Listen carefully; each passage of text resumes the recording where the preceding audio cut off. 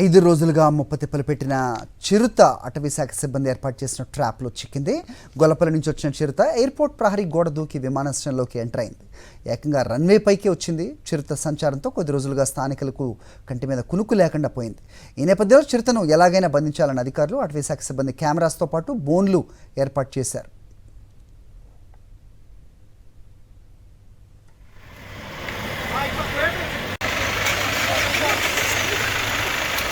కొద్ది రోజులుగా శంషాబాద్ ఎయిర్పోర్ట్ సమీపంలో ఈ చిరుత సంచారం జరుగుతుండటంతో ఎయిర్పోర్ట్ సిబ్బందితో పాటు చుట్టుపక్కల గ్రామస్తులు కూడా భయాందోళనకు గురయ్యారు. అనుమానిత చిరుత సంచార ప్రాంతాలను గుర్తించిన అధికారులు ప్రత్యేకించి 20 ట్రాప్ కెమెరాస్ని ఏర్పాటు చేశారు. 5 బోన్స్ కూడా ఏర్పాటు చేశారు.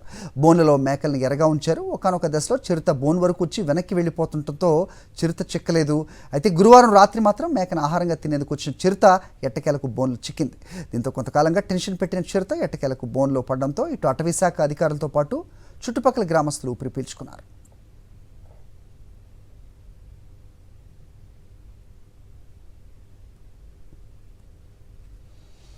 శంషాబాద్ ఎయిర్పోర్ట్ దగ్గర చిక్కిన చిరుతను జూ పార్క్కు తరలించారు. వైద్య పరీక్షలు నిర్వహించి ఒకరోజు పర్యవేక్షించిన అనంతరం నల్లమల అడవిలో వదిలేనున్నారు అధికారులు.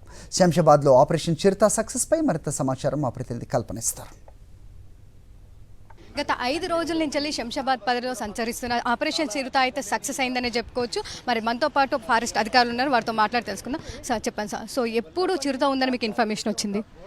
4 days బ్యాక్ వాళ్ళకు సెక్యూరిటీ అలారం వచ్చేసింది కాబట్టి మనకు ఎయిర్పోర్ట్ వాళ్ళు ఇన్ఫామ్ చేశారండి. ఇన్ఫామ్ చేసినాక వెంటనే మేము ఆపరేషన్ స్టార్ట్ చేసాము. ఆ ఆపరేషన్ లోపల మనం ఫస్ట్ టైం 3 బోన్లు ఏర్పాటు చేసినాము, 15 కెమెరాలు పెట్టాము. తర్వాత ఇంకా చిక్కకపోవడం లోపల మళ్ళీ 5 బోన్స్ పెట్టాము, 25 ట్రాప్ కెమెరాలు పెట్టాము.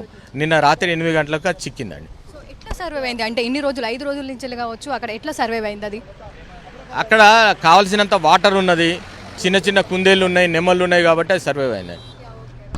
సో ఎంత ఉంటుంది దాని ఇయర్స్, ఎట్లా ఉంటుంది? దాంతోపాటు శంషాబాద్ ఎయిర్పోర్ట్ అనగానే ఎప్పుడు కూడా సౌండ్స్ వస్తూ ఉంటాయి కదా, ఎట్లా ఉంది అక్కడ?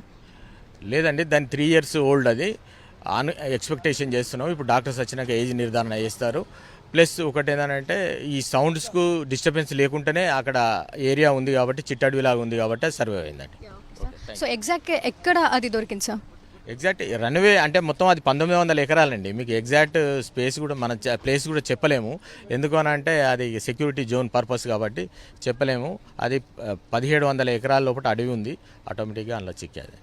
నెక్స్ట్ ప్రాసెస్ ఎట్లా ఉంటుంది సార్? అది ఇప్పుడు ఇమీడియట్లీ జూకు తరలిస్తామండి. జూ నుంచి దాన్ని హెల్త్ చెకప్ చేసిన తర్వాత మనం అమరాబాద్ టైగర్ రిజర్వ్కి తరలిస్తాం. Okay, right, thank you. So చూస్తూ ఉన్నాం కదా, దాదాపు 5 రోజులు అయితే ముప్పు తిప్పలు పెట్టిందనే చెప్పుకోవచ్చు. అట్లాంటి చిరుత కూడా బోన్ దగ్గరికి వచ్చి వెళ్ళండి అట్లాంటి సిచ్యువేషన్స్ చూసాము. దాదాపు 5 రోజుల తర్వాత అయితే ఎట్టకేలకు ఆపరేషన్ చిరుత అయితే విజయవంతమైందనే చెప్పుకోవచ్చు. కెమెరా పర్సన్ సుధీర్తో కల్పన, సాక్షి టీవీ, హైదరాబాద్.